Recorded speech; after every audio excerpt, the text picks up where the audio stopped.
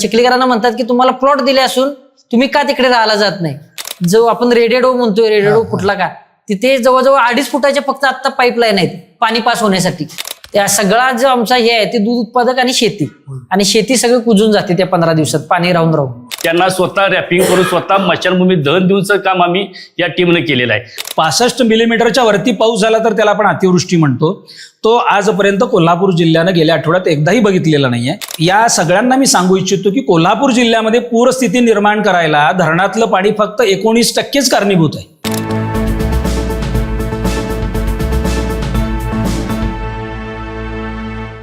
नमस्कार, मी सुधाकर काशीद, निवासी संपादक, तरुण भारत कोल्हापूर. कोल्हापुरातल्या ताज्या घडामोडी किंवा या आठवड्यात या काळात राज्यात देशात कुठेही घडलेली एखादी महत्त्वाची घटना किंवा आपल्या जिल्ह्याशी संबंधित त्याच्यावर आम्ही दर आठवड्याला तो विषय निवडून अशी एक चर्चा घडवून आणतो की त्या चर्चेत काय बातम्या काय सगळ्या दैनिकात येतात. कुठं 2 ठार, कुठं 1 ठार, काय असं सगळं येत असतं. पण प्रत्यक्षात सगळं त्याचं अंतरंग त्या बातमीचं किंवा त्या घडामोडीचं ते कधी बघायला मिळत नाही, कधी एकत्र वाचायला मिळत नाही.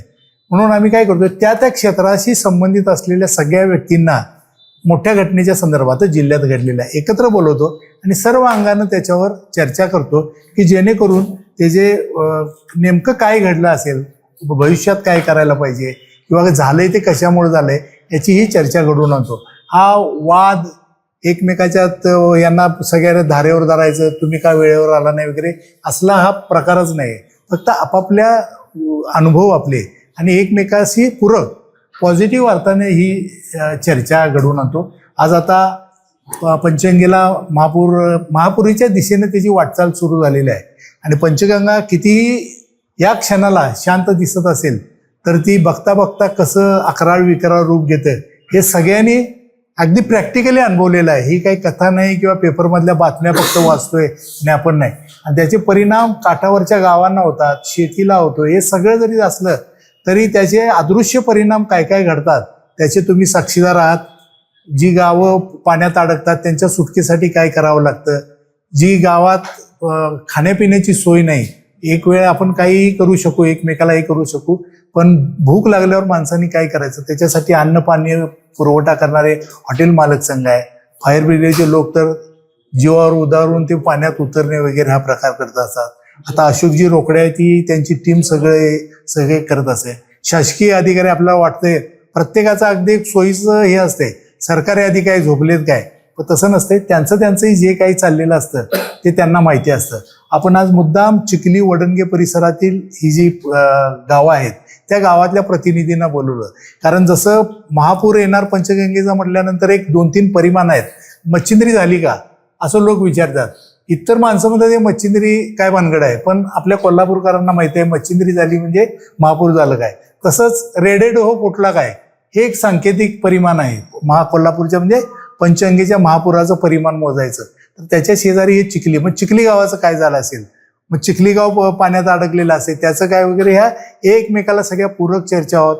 चिखलीकरांनी तर बघितलेलं आहे 2019चा पूर म्हणजे किती प्रलय ज्याला म्हणता येईल तो काय असतो तो बघितलेला आहे. त्यांच्यासाठी धावून गेलेले कोल्हापूर आहे, बॉम्बे इंजिनिअरिंग ग्रुप आहे, तुमच्यासारख्या सगळ्या शासकीय मदतीच्या संस्था आहेत. या अशा सगळ्या मंडळींना आपण बोलवलंय आणि सगळी ती ही चर्चा अगदी पॉझिटिव्ह अर्थानं किती कोल्हापूर आम्ही संकट आलं तरी एकमेकाच्या मदतीला कसं धावून जातो आणि ती वेळ कशी आपण त्यांना त्या संकटातून बाहेर काढतो असं त्याचं स्वरूप आहे. मी बघितलं या काळात कुणी आमच्याकडे ती माणसांची संख्या कमी आहे, आमच्याकडे काय अमुकच नाही तमुकच नाही असं कोणी म्हणत नाही. म्हणजे आता हॉटेल मालक संघासारखी सगळी माणसं म्हणजे आपण असं समजू, म्हणजे मुद्दा म्हणतोय असं नाही, एक 5 स्टार 3 स्टार याच्यात राहणारी ही माणसं ज्या वेळा बरमुडा आणि टी शर्टमध्ये जेवणाची पाकिटं भरत बसलेली असतात त्यावेळेला सगळ्या भिंती आपल्यातल्या आपोआप गळून पडतात आणि हे कोल्हापूरकरांनी सातत्यानं दाखवून दिलेलं आहे. तर आता पाऊस वाढलेला आहे, पंचगंगेची पातळी वाढत आहे. बघता बघता 3-4 दिवसात काय होईल कळता नाही. मग त्यावेळेला आपल्याला बोलावून चर्चा करणं हे शक्य नसतं प्रॅक्टिकल. म्हणून आम्ही आता इथं चर्चेला बोलवलं आहे. एक प्रत्येकाने 10-15 मिनिटं आपले अनुभव असतील, आपली काही हे बघा तुम्हाला असं वाटतं की ही माझी सूचना इतका महत्त्वाची आहे पण कुणी लक्षातच घेत नाही, ती जरी तुम्ही इथं मांडली तरी चालेल. उद्या याचं आमच्या सोशल मीडियावर सगळं प्रसारित होतंय, ती लिंक तुम्हाला सगळ्यांना दिली जाईल. उद्याच्याच अंकात एक पानभर प्रत्येकाचं मत, प्रसिद्धी अशा अर्थानं नव्हे, पण सगळा हा इथला एक पान दिलं जातं या बातमीसाठी याच्या पद्धतीनं, की बाबा मनीष काय म्हटले, सचिनजी काय म्हटले, आळवणकर काय म्हटले, असं त्याचं स्वरूप असतं. तर तुम्ही बोलावं. फक्त एक वेळेची मर्यादा या शूटिंगच्या त्या ह्याच्यामुळे असते. एक 10-15 मिनिटात आपलं हे करा. कुणी तुमच्यापासून सुरू केलं तरी चालू शकेल. नमस्कार, मी रोहित रघुनाथ पाटील, ग्रामपंचायत लोकनियुक्त सरपंच प्रयाग चिखली. महापूर म्हणलं की पहिला गाव आठवतं ते आंबेवाडी चिखली, कारण की प्रयाग नदीचा संगम असेल, शिवाजी पूल या साईडून जी आपली नदी जाते ते चिखलीच्या अशा चारी बाजूस नदी ती पसरलेली आहे. त्यामुळे काय होते, सगळ्यात जास्त महापुराचा धोका हा आंबेवाडी आणि चिखलीला असतो. आणि 2019ला जो महापूर येऊन गेला त्याचे साक्षीदार स्वतः आम्ही आहे. 2019ला जीवितहानी नाही झाली, पण जनावर हानी झाली आणि त्याचा फटका बराच दूध उत्पादकांना बसला. त्याच्यामुळे त्याच्यानंतर 21चा पूर असेल तर आम्ही ग्रामपंचायतने काळजी घ्यायला चालू केली की महिनाभर आधी नोटीस, जनावरांसाठी छावणी उभा करणे, म्हणजे सोनतईला आम्ही त्यांची राहण्याची सोय करतो. जे म्हणजे पूर आल्यानंतर जी लोक जातात चिखलीची सोनतईला, तिथे ठराविक एक 9 घरांना सोडलं, 9 कुटुंबांना सोडलं तर प्रत्येकाची राहण्याची सोय आम्ही म्हणजे बघितलेली आहे. तुम्ही कुठं जाणार असा रीतसर सर्वे गाव पूर्ण गावातून आम्ही केलेला आहे. रेकॉर्डच असतो तुमच्याकडे? रेकॉर्ड आमच्याकडे तयार आहे. त्यात डिलिव्हरी पेशंट किती आहेत, वयस्कर किती आहेत, हे टोटल रेकॉर्ड असते. परत मेडिकल गरज आहे, मेडिकलची कुणाला गरज आहे याची पूर्ण गरज लक्षात घेऊन सोनतळीमध्ये आम्ही बाबासाहेब आंबेडकर यांचा हॉल आहे आणि त्या हॉलमध्ये जी 9 कुटुंबांना राहण्याची सोय नाही त्यांची तिथे राहण्याची सोय, खाण्याची सोय सर्व प्रकार ग्रामपंचायत प्रयाग चिखली करते. आणि प्रशासनाचं सुद्धा भरपूर प्रमाणात सहकार्य असतं. फक्त तुम्ही म्हणला तसं चिखलीकरांना म्हणतात की तुम्हाला प्लॉट दिले असून तुम्ही का तिकडे राहायला जात नाही, तर त्याचं महत्वाचं कारण म्हणजे काय आहे, शरद पवार साहेब व खानविलकर साहेब यांच्याकडून 1991 साली 89चा पूर येऊन गेल्यानंतर 91 साली प्लॉट दिलेत. जवळपास आंबेवाडी आणि चिखलीला 600 प्लॉट दिलेत. पण ते 600 प्लॉट दिलेत व त्याचं वाटप पण झालं, पण त्याचा 7/12 असेल, कब्जापट्टी असेल किंवा प्रॉपर्टी कार्डला कुठल्याही प्रकारची नोंद आज तागायत नाही. त्याच्यामुळं आपण कुठल्याही प्रकारचं लोन सुद्धा त्याच्यावर करू शकत नाही. म्हणजे साधं पतसंस्थे जरी गेला तरी त्याबद्दल लोन होत नाही. त्याच्यानंतर 2002ला एक 200 रेडी रेकनर प्रमाणे रेट घेऊन 33/50 एवढी जागा 200 कुटुंबियांना दिली. असे 200 प्लॉट त्यावेळी दिले आंबेवाडी चिखलीकरांना. पण त्या 200 कुटुंबाचा फक्त 7/12 केरलीत आपल्याला तिथं नोंद मिळतो, बाकीचा याचा नोंद मिळत नाही. मग त्याच्यानंतर 19ला पूर येऊन गेला. 19ला स्वतः पालकमंत्री चंद्रकांत पाटील दादा असतील आणि शरद पवार साहेब आलेला पहिला प्रश्न विचारला, तुम्हाला तिकडे प्लॉट दिलेत आणि तुम्ही तिकडे का गेला नाही राहायला. तर गावकऱ्यांनी सांगितले की साहेब प्लॉट दिलेत, पण सध्या काय झालंय 91ला प्लॉट दिलेत. त्यावेळी आमच्या वडिलांचे 3 भाऊ, त्यानंतर त्यांना 2-2 मुलं, असं कुटुंब वाढलेलं आहे. 33/50 जागामध्ये आपले जनावरे पाळणे किंवा शेती आमची तिथनं 4-5 किलोमीटर चिखलीमध्ये एवढं सोपं नाही. आणि त्या जागेवर कुठल्याही प्रकारचं कागद नसल्यामुळे त्याचा लोनच होत नाही. त्यावेळी शरद पवार साहेबांनी त्यावेळीचे जिल्हाधिकारी यांना सांगितलं की तुम्ही ताबडतोब यांचे प्रॉपर्टी कार्ड तयार करा. पण आज तागात कुठलंही प्रॉपर्टी कार्ड तयार झालेलं नाही. 26 आलं तरी प्रॉपर्टी कार्ड नाहीत. गरजू प्लॉट धारकांनी भरपूर वेळ मागणी केली. गेले 10 ते 15 वर्ष मागणी, प्रत्येकाची यादी आहे, सगळं सर्वे करून झालेलं आहे, पण कुठले अजून ते प्रांत ऑफिसमध्ये धुळखात पडलेलं आहे. म्हणजे घोषणा 2019 हा, आणि आता आज अखेर कुठल्याही प्रकारचं कागदपत्र नाही आहे. त्यामुळे चिखलीचे लोक जरा जाताना भितात. शेवटी शेती इथे राहिली, जनावरे आपण पाळतो, त्याच्यामुळे हे अडचणीचं होते. हा झाला फक्त पुराचा प्लॉटचा भाग. आणि दुसरा म्हणजे त्याच्यावर पर्याय जो कोल्हापूर रत्नागिरी रोड आहे, जो आपण रेडेडो म्हणतोय, रेडेडो कुठला का, तिथे जवळजवळ 2.5 फुटाच्या फक्त आता पाईपलाईन आहेत पाणी पास होण्यासाठी. किती पाणी पास होणार त्यातून? त्यासाठी आम्ही वारंवार मागणी केलेली आहे की आम्हाला किमान 25x25 फूट म्हणजे रुंदी 25 फूट आणि 25 उंची अशी कमानी केल्या तर चिखली, वडणगी, आंबेवाडी या परिसरात पाण्याचा हेच राहणार नाही. आणि त्या मेन रोडवरची जो Kolhapur Ratnagiri highway main road आहे, पाणी हायवेवरनं तिकडे पडल्याशिवाय पाणी पास होत नाही. आणि त्यात आता त्या मेन रोडवर दोन्ही साईडला भराव टाकायला चालू आहे. आता सध्या बघायला गेला तर दोन्ही कळत नाही आपण आहे ना परिस्थिती तशी. सध्या परिस्थिती आता सुद्धा सध्या तिथं भर टाकायला चालू आहे. त्याची आम्ही तक्रार जिल्हा परिषद जिल्हाधिकारी यांना केली, तहसीलदार ऑफिसमध्ये केली, प्रांत ऑफिसला केली, नॅशनल जो राज्यमार्ग येतोय त्या राज्यमार्गाची इथे जाऊन कंप्लीट केली, पण काही नाही, कुठल्याही अधिकाऱ्यांनी लक्ष घातलेलं नाही. भर टाकायला चालू आहे. त्याच्यामुळे आता जिथे गुडघे एवढं पाणी पूर आल्यावर यायचं तिथं आता कमरे एवढं पाणी आता सध्या या तारखेला. आणि केवढे मोठे म्हणजे शहरात नाही एवढे मोठे मॉल टाईप दुकान, मॉल टाईप, हॉटेल त्याला टाईप परवानगी कुणाचीच नाही. कुणाची नाही. तो पीडब्ल्यूडीचा मार्ग आहे, पीडब्ल्यूडीचा 100 फूट काहीतरी रस्ता आहे, तरी पण दोन्ही साईडला भराव टाकला जात आहे आणि डीपी वगैरे सगळं म्हणजे अडचणीचं झालंय खूप. आणि भविष्यात याच्यामुळे 100% अडचणी. म्हणजे त्यांनी ही भर टाकायची, पूर वाढवायचा हा. आणि नंतर राबायचं, या सगळ्यांनी. पासून यांनी सगळ्यांनी राबायचं. हे मग तुम्ही काही कारवाई करू शकत नाही तुमच्या हद्दीत असेल? नाही, वडणगेच्या हद्दीत येते, पण चिखली नाही बघा, वडणगे चिखली हा भाग सोडा, पण बिन परवानगीचं ते बिन परवानगीचं चालू आहे. वडणगेने सुद्धा त्यांना नोटीस काढली. वडणगेची आम्ही ग्रामपंचायत, चिखली ग्रामपंचायत आणि राजपूतवाडी ग्रामपंचायत या तिन्ही ग्रामपंचायतीचं पत्र आम्ही दिलेलं आहे. फक्त वडणग्याला धोका होणार आहे असं नाही हं, हा. आसपासच्या सगळी आणि बाकी काय नाही, सगळं चाललंय दूध उत्पादक ते शेतीवर. आणि शेतीचं महापुराचं पाणी थांबल्यामुळे शेती पूर्ण कुजून जाते आणि त्याचा काही बेनिफिट मिळत नाही. त्या सगळा जो आमचा हे आहे ते दूध उत्पादक आणि शेती सगळं कुजून जाते त्या 15 दिवसात पाणी राहून. त्यामुळे मोठ्या प्रमाणात फटका चिखलीकरांना बसतो.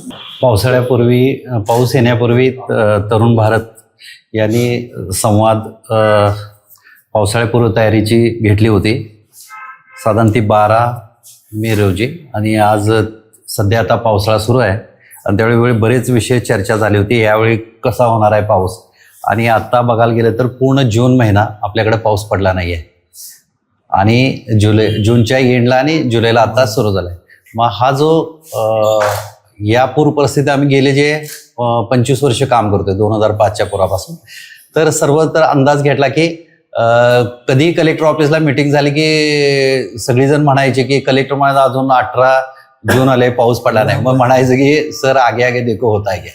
मग ते आज काळ आलाय की याचे 2 इफेक्ट आहेत की अल निलोचा पण इफेक्ट जाणवतोय. कारण काय झालं की पूर्ण महाराष्ट्रात जर तो आपली वर्तमानपत्र पडली की बऱ्याच ठिकाणी पावसानं धुमाकूळ गाठलाय. अगदी एक्सप्रेस हायवे असेल किंवा महाड असेल, तिकडचा चिपळूणचा भाग असेल किंवा आता मुंबईमध्ये मुंब्रा देखील हे पाण्याखाली गेले. म्हणजे असे वेगवेगळे विचित्र प्रमाणात आहे. तर आज देखील आपण धरणग्रस्त मला वाटतं की 50% पण आपलं धरण भरलेलं नाही आहे. मग मला कधीतरी वाटते की 19ची भीती अशी वाटते. त्यावेळेला देखील असा धरणं भरलं नसताना देखील होते. आणि प्री मॅच कॅचमेंट एरियामध्ये आत्ताच ह्या अल निलोच्या प्रभावात प्रचंड मोठ्या प्रमाणात पाऊस पडायला लागला. सध्या कोल्हापूर जिल्ह्यात बघाल की कासारी नदी पूर्ण भरलेली आहे, त्याचे दुथडी भरून वाहते. आणि जो आता सरांनी बोलला आंबेवाडी चिखली, हा सगळा कासारी नदीचा प्रभाव जास्त पडलाय असं वाटते. कारण इकडे नदी येणारे आहेत त्याचे प्रभाव अजून कमी आहेत, भोगावतीचे वगैरे. तर आता त्यांनी म्हणलं की कुठं पायाला पाणी लागाय ते आता कमरेवर लागले. याचं सगळ्यांना माहिती आहे की 2005च्या त्याच्या अगोदरपासून जे ह्या बांधच तयार झालाय, हा रत्नागिरी हे आता हा पण आहे. आजच शिरोळच्या आंदोलनकारी की धरण ह्याच्या आलमट्टीच्या वर नियंत्रण ठेवून विसर्ग सुरू करा.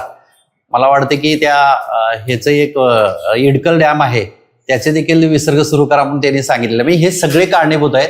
लोकांच्या मध्ये आता बघायला गेलं की आपण जे समजतो की प्रशासन बोलतोय की ते जे सांगतंय ती कारवाई करणं गरजेचं आहे, पण निसर्गाच्या हातात काहीच नाहीये. आणि इतक्या प्रचंड प्रमाणात जर पाऊस कोल्हापुरात आज देखील आपण म्हणतो की येलो अलर्ट असताना देखील रेड अलर्ट सारखा पाऊस पडत जाते, काय काय ठिकाणी पडलाय. तर मला वाटतं की एकंदरीत या पावसा देखील येणारे हा कालावधीत 1 महिनाभर तर जागरूक लोकांनी राहावं. आणि जे प्रशासनानं सूचना केल्यात, अगदी फायर ब्रिगेडच्या असतील, प्रशासनच्या जिल्हा प्रशासनच्या असतील किंवा पोलीस प्रशासनच्या, त्या लोकांकडे कालच मुख्यमंत्र्यांनी सांगितली जीवितहानी काही होऊ द्यायचं नाही. एखादं वितहानी झाली तरी आपण ते समजतो. आणि दरवर्षी हा कोल्हापूरला टापू आहे आणि कोल्हापूर जिल्ह्यामध्ये अतिक्रमण अतिशय प्रमाणात वाढत आहे. आणि त्याचं आपण कोणीही कोणावर आरोप करून काय चालणार नाही. आता इथं सरपंच साहेब आता हे वयानं यंग आहेत, त्यांचे वडील असतील काल तेव्हापासून हे प्रकरण चाललंय. मग ह्या ज्या गावातल्या लोकांनी काहीतरी पुढाकार घेऊन, नाहीतर दरवर्षी आपण कोल्हापूर दरवर्षी ह्याच पावसाळा लागे ह्यासाठी माझ्या हीच बैठक हेच होत राहणार, हेच येणार. आणि असं किती वर्ष आपण काम करावं. हा देखील प्रश्न आहे. या ठिकाणी फायर ब्रिगेडचे अधिकारी आहेत, वेगवेगळे एनजीओ काम करणारे, इथं हॉटेल मालक संघाचे पण अध्यक्ष आहेत. हे सगळ्यांनी म्हणजे मला असं म्हणायचं की आपण याला काहीतरी कधी तर आयुष्यात तोडगा काढावं. माणुसकी कोल्हापुरात आहे. काही कुठल्या प्रमाणात झालं तरी जशा साखर टाकले मुंग्या बाहेर पडतात तसे प्रत्येक जण कार्यकर्ता आणि सामाजिक कार्य तयार होऊन लोक मदतीला धावणार आहेत. अगदी बरोबर. प्रत्येक क्षणात इथं कोणी कुठल्या परिस्थितीत झालं तर आपल्या घरात माणसं ठेवून घेणारी इतकी मानसिकता या ठिकाणी आहे. तर या एकंदरीत आमच्या एनजीओच्या बाबतीत म्हणलं की कोल्हापूरच्या बऱ्याच एनजीओचे जाळ आहेत. त्या ठिकाणी काम त्या पद्धतीनं त्यांचे सतर्क आहेत. जसं 40-42च्या फूट होईल त्या पद्धतीनं कामाची आम्ही रूपरेषा आखून काम तयारी आपण केलेली आहे. नाही मग हे सगळं गृहीत धरणार आहेत की अशोकराव, आहेत की हॉटेलवाले, आहेत की बाबा अग्निशामक दल, आहेत की या पथकाची मुलं, असं जर असेल हे आपल्याला काय होत नाही, ही सगळी मत्तीला येतात, जीवावर उधार येतात, अशा समजुतीत राहणे एक ठराविक मर्यादेपर्यंत ठीक आहे. त्या पहिलं पुनर्वसन करणारे व्यक्ती शरद पवार आहे आणि ते काय 7-12 वगैरे नाही. जरी 7-12 नसला तरी यांच्या ताब्यात प्लॉट आहेत, कर्ज मिळत नाही एवढाच, पण बरेच लोक बांधणार का त्याला आम्ही साक्षीदार पण आहेत की ह्यांचं दरवर्षी म्हणजे अशी पुनर्वसन भारतामध्ये कुठं झालेलं नाही पहिल्यांदा. कारण आता जर शिरोळमध्ये बघायला गेला कोण गायरान देणं झाले, कोण काय देणार, जिथं पुनर्वसन नाना पाटेकरांनी पण जमीन मागितली होती, कोण कुठं काय द्यायला तयार नाही गावात, बरेच विषय असे. पण शरद पवारांनी हे आपत्ती व्यवस्थापन जे काम केले त्याची जे बुनियाद रुजली ते असा नेता कोण दृष्ट नाही असं मला वाटतं. नमस्कार. सर्वप्रथम तरुण भारतचे आभार, कारण पावसाळा हा एक कोल्हापूरसाठी मोठा चर्चेचा आणि एक गहन विषय आहे. कारण गेली बरेच वर्ष, 2 वर्षापूर्वी आपण बघितलं महापूर आला, त्यानंतर सगळ्यांनी मदत केली वगैरे, ठीक आहे. पण कधी महापूर आल्यानंतर त्याचा विचार केला जातो. पण आज तरुण भारत हा विषय अजून महापुराची फक्त परिस्थिती उद्भवली नाही तोपर्यंत त्यांनी सगळ्यांनी बसून सगळी चर्चा करून सगळं पुढचं आपण कार्य सुरू केलं किंवा त्याचं प्लॅनिंग कसं करायचं, काय करायचं याच्यावर चर्चा चालू केली आहे. मी असं म्हणत नाही की मदत करायची नाही किंवा कोण करणार किंवा ह्याच्यावर मी बोलणार नाही. मी काय बोलतोय की सर्व कोल्हापूरची लोक मदत करायला तयार आहेत. कधी तुम्ही रात्री 12 वाजता सांगा, पण विषय असा येतो की कधीपर्यंत मदत करायची. आपण आता जो विषय बोलला तर प्रत्येकानं आपल्याला माहित आहे की आपल्या घरात येते तर पाणी येणार आहे, त्याच्या आधीच तुम्ही तुमच्या गाड्या बाहेर काढा किंवा तिथली काय व्यवस्था आहे तुमची बघून घ्या, किंवा तुम्ही जर वरच्या मजला राहत असेल तर ते 1 महिनाभर अन्नधान्य पुरेल त्याची व्यवस्था करून घ्या. ही सगळी करा. आम्ही आहोतच तुम्हाला मदत करायला. तर मला 1-2 विषय असे बोलायचे आहेत की अशा वेळी प्रत्येक नागरिक जागरूक होऊन मदतीला पुढे धावतो. पण काही वेळा ती मदत मात्री होते. कशी सांगतो, एखाद्या कुंभारवाड्यात पाणी आले किंवा आणि कुठेतरी पाणी आले, चिखलीला पाणी आले, तिथे आपल्याला रसद पुरवायची आहे. ऑलरेडी तिकडे रसद पुरवली असते किंवा तिथे जेवण गेलेलं असतं, परत आम्ही पाठवतो. मग ते काय होतं, तिथं कंपॅरिझन होते. हां, बिर्याणी आली काय, ठीक आहे, मग दाल खिचडी टाकून द्या, बिर्याणी खातो. ह्यात काय होतं, केलेल्याचं मात्र. त्यापेक्षा एक हेल्पलाईन अशी तयार करावी की काहीही असेल तर ती मदत त्या हेल्पलाईनला विचारावी. त्या हेल्पलाईनने काय करावी, कुठं मदत पाहिजे किंवा कोण मदत देणार आहे त्याचा एक समन्वय साधून आणला पाहिजे. हा फार गरजेचा आहे. का तर सगळ्यांच्या भावना एकदम ओपन आल्या असते की मला काहीतरी मदत करायची आहे, पण काय मदत करायची आहे हे कोणाला काही समजत नाही. तेव्हा त्या हेल्पलाईनवर देखील किंवा आपल्या पेपरमधून देखील असं आउट व्हायला पाहिजे की इथे ही मदत पाहिजे. कारण महासैनिक हॉलवर ज्यावेळी आम्ही मत्तेला गेलो तेव्हा जवळजवळ 70 जवळजवळ ट्रक मटेरियल बाहेरनं आलं. त्यात शाहू महाराजांच्या फॅमिलीने पण भरपूर मदत केली. आपल्या फिल्म इंडस्ट्रीनं, आपल्या कोल्हापूरच्या चित्रनगरीनं भरपूर मदत केली. भरपूर मदत त्यांनी पाठवली. पण काय व्हायचं, 4 ट्रक कपडेच, 2 ट्रक तेलच, 3 ट्रक तांदूळच. ही मदत उपयोग का होत नाही सांगतो, तर नुसता तांदूळ देऊन उपयोग नाही. तर आम्ही मागच्या वेळी काय केले, किट तयार केलं की माणूस ज्यावेळी पाणी ओसरल्यानंतर तो जातो घरी, तर त्याला 6 दिवस 4 फॅमिलीला सकाळी उठल्या चहापासून रात्री झोपायच्या कासोच्यापर्यंत डेटॉल, फिनेल, खराटा, झाडू हे सगळं लागतं. तर जीवनाच्या महत्वाच्या वस्तू काय आहेत, कमीत कमी त्यांना एक उपमा करायला रवा लागतो, तेल लागतं, हे सगळं प्लॅनिंग आम्ही करत असतो. पण तशी मदत झाली तर ती जास्त सोयीस्कर होईल. आणि ह्यात अनेक काय विषय झाला की जी मदत आमच्याकडे यायची त्यातली काही मदत कसं व्हायची की आली की नाही तिथलं कोणतरी यायचं, डॉग स्क्वॉड आलं, तिथं एक 3 पोती तांदूळ द्या. अरे पण आमच्यातलं काय घेताय? शासनाकडे असेल तुम्ही तुमची व्यवस्था करा किंवा त्यांना काहीतरी व्यवस्था करा सांगा, कारण आपल्याकडे भरपूर सोर्सेस आहेत देणार आहे. मग ते आल्याचा लेखाजोखा ते सगळं करायला लागतंय. मग कोणतं उद्या क्वेश्चनिंग केलं की तुम्हाला एवढा वेळ दिलं नाही याचं काय झालं, तर ते आम्हाला आन्सरेबल होतं. ह्यासाठी आम्ही खास आमचे कोल्हापूरचे सीए असोसिएशनने आम्हाला मदत केली, बऱ्याच एनजीओने आम्हाला मदत केली आणि त्यामुळे हे एक सक्सेस झाला आणि आपला कोल्हापूर पॅटर्न झाला. आपलं बघून लोकांनी नंतर मग त्याप्रमाणे किट्स करून त्यांना वाटतं, कारण काय करायचं माहित नव्हतं लोकांना. यामध्ये फक्त एवढंच की मदत पाठवताना काय पाहिजे हे विचारून जरा पाठवलं तर चांगलं होईल. एक हेल्पलाईन तयार करायला पाहिजे आणि कुठलीही मात्र न होता किंवा त्याचा गैरफायदा न घेता लोकांपर्यंत ती मदत पोहोचली पाहिजे, एवढंच आमची इच्छा आहे. आम्ही काम करायला तयार आहे. आणि या क्षणाला आपल्या कुणाकडे आता काही एक मूठभरी तांदूळ नाही किंवा बाटलीवरही तेल नाही, पण बघता बघता केवढं अफाट जमा होते आपल्या बघणं. फक्त तुम्ही म्हणताय तसं त्याचं जर योग्य नियोजन झालंय आणि सगळ्यात महत्वाचं आपल्या भरवशावरच अनेक जण शासकीय यंत्रणा बसते अनेक वेळा, ते जेवणाचं ते बघतात की ते हॉटेलवाले ठीक आहे हे कमी पडणारच नाहीत. मला तुमचं वाक्य आठवते, 1000 असू दे माणूस, 2000 असू दे, 10,000 पर्यंत जातो, आमचं आम्ही करतो. फक्त आम्हाला व्यवस्थित करायचं, फक्त नियोजन आमचं आम्ही करतो, दुसरे कुणी हस्तक्षेप करू नका असं म्हणणं आहे. नमस्कार, मी अमित हळवणकर. मी किचन डिपार्टमेंट मोस्टली सांभाळलं गेलं माझ्याकडून आणि एकदा जे माझ्या गळ्यात पडल्यावर ते मी एवढे स्पेशलिस्ट झाला तुम्ही असं म्हणतात सगळे की मी खूप चांगलं सांभाळलं आणि मी त्यात स्पेशलिस्ट बनलो असं साहेबांचं म्हणणं. तर ऍक्च्युअली सुरुवात ही आमची काही झाली 2019 मध्ये पूर आला. महावीर कॉलेजपाशी पाणी वाढायला सुरू झालं, रात्री पायऱ्याला पाणी लागलं आणि सकाळी बघतोय तर सकाळी 7 वाजता ते घरात 6 फूट पाणी होतं.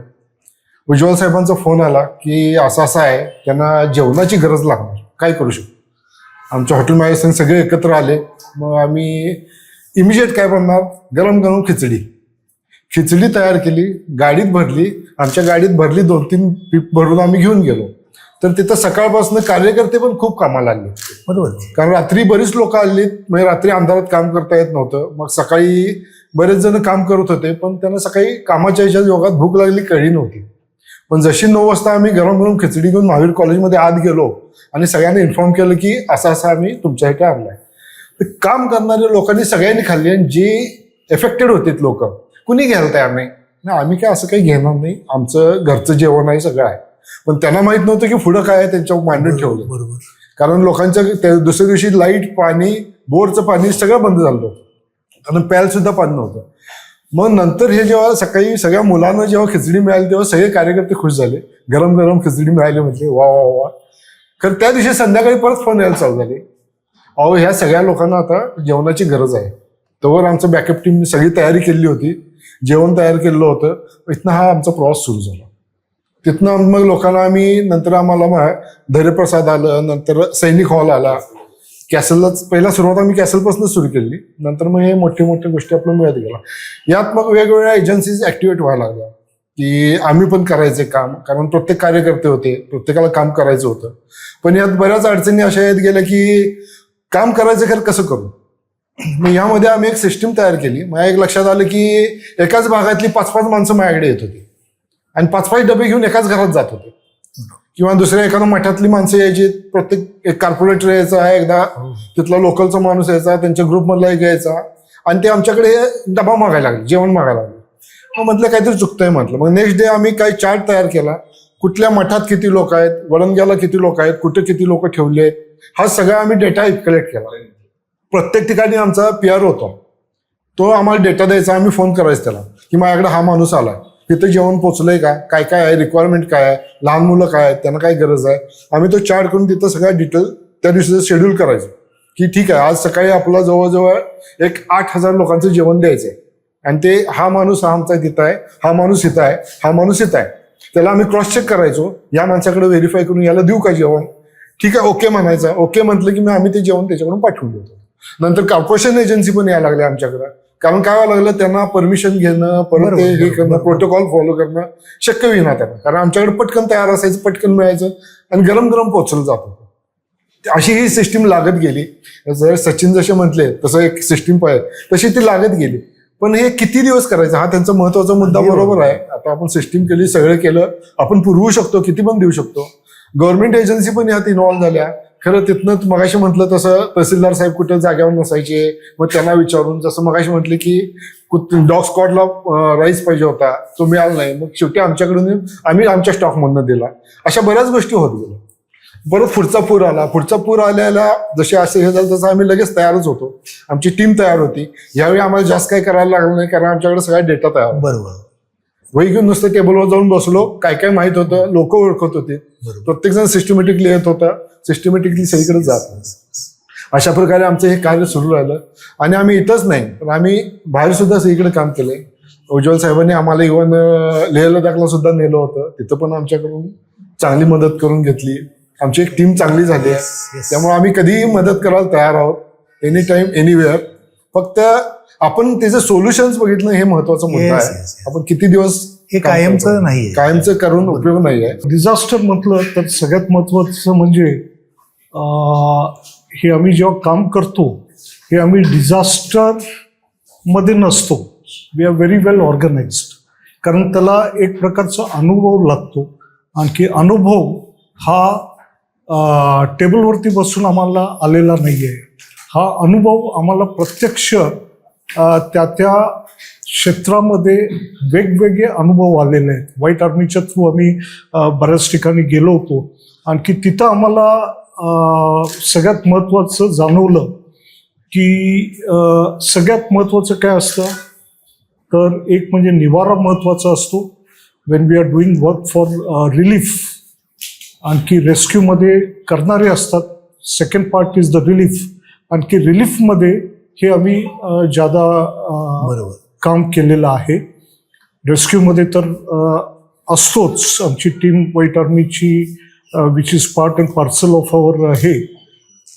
तर तिथं आम्ही बघितलं की इतकी मदत याची.